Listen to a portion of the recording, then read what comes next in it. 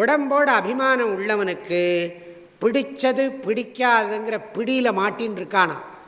ராகத்வேஷத்துக்கு எல்லோரும் அடிமைகள், எல்லோரும் விருப்பு வெறுப்புக்கு அடிமைகள். அதனால தான் திருவள்ளுவர் சொன்னார், அதாவது விருப்பு வெறுப்பு அறியாமை மூன்றும் நீங்கிவிட்டால் சம்சாரம் நீங்கிவிடும். காமம் வெகுளி மயக்கம் இவை மூன்றன் நாமம் கெடக் கெடும் நோய்.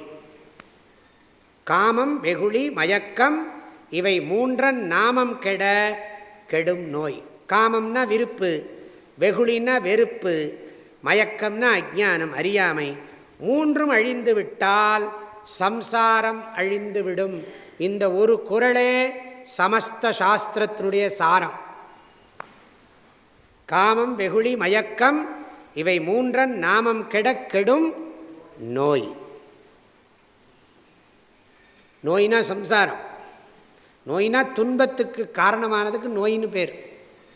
எது துன்பத்தை கொடுக்கிறதோ அது நோயின்னு பேர். அது மனநோயாக இருக்கலாம், ஏதோ ஒரு காரணத்தோடு சொல்கிறார். துன்பத்துக்கு தான் நோயின்னு பேர். உடம்பில் பற்று வச்சிருக்கிறவன், அதாவது பருவுடல் நுண்ணுடல் இரண்டிலும் பற்று வைத்திருப்பவனுக்கு விருப்பு வெறுப்புகளிலிருந்து விடுதலை இல்லை. ஆனால் எவனுக்கு சரீர அபிமானம் இல்லையோ, நீங்கள் போட்டுக்கணும், அந்த இண்டிவிஜுவாலிட்டி டோட்டலாக போயிடுறதோ, தன்னுணர்வு. இதுக்கும் ஒரு திருக்குறள் இருக்குது, ஆனால் அது தவத்தில் சொல்கிறார் வள்ளுவர். இது நம்ம கொஞ்சம் அப்ளை பண்ணிக்கலாம். அது தன்னுயிர் தானற பெற்றானை ஏனைய மண்ணுயிரெல்லாம் தொழும்.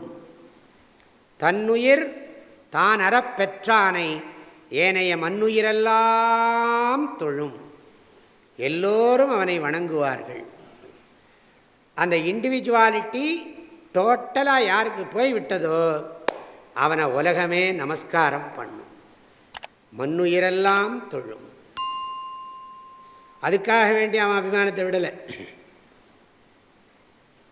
அதனால தான் அவன் நடமாடும் கோயிலுங்கிறாங்க. நடமாடும் கோயில்.